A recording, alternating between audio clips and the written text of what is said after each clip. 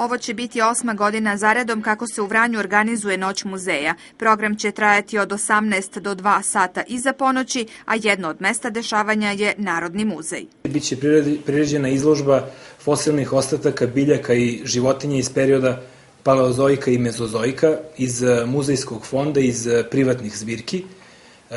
To će biti izloženo na prvom spratu Narodnog muzeja.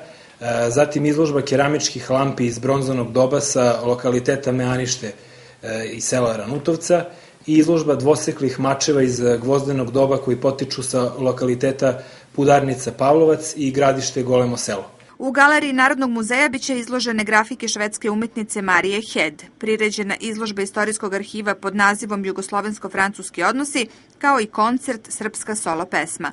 Očekuje se i dolazak Aleksandra Blatnika, karikaturiste iz Niša. U Muzej kući Bore Stankovića biće prikazana izložba novinskih članaka o osnivanju Muzej kuće. Na trgu Staniše Stošića polaznici glumačke radionice pozorišta Bore Stanković izvešće muzičko-scenski prikaz pod nazivom Tonem. Program je kolažnog tipa, zamišljen je kao veče ljubavne poezije, ali ne u smislu klasičnog recitala, nego onako malo više dramski, scenski, tako kako je nama u pozorištu bliže.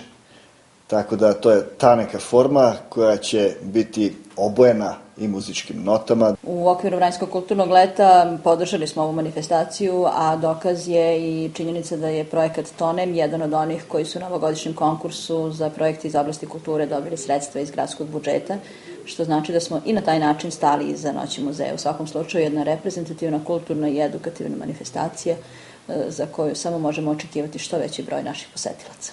O detaljima programa građani će moći da se informišu putem plakata koji će biti postavljeni po gradu ili na sajtu Narodnog muzeja.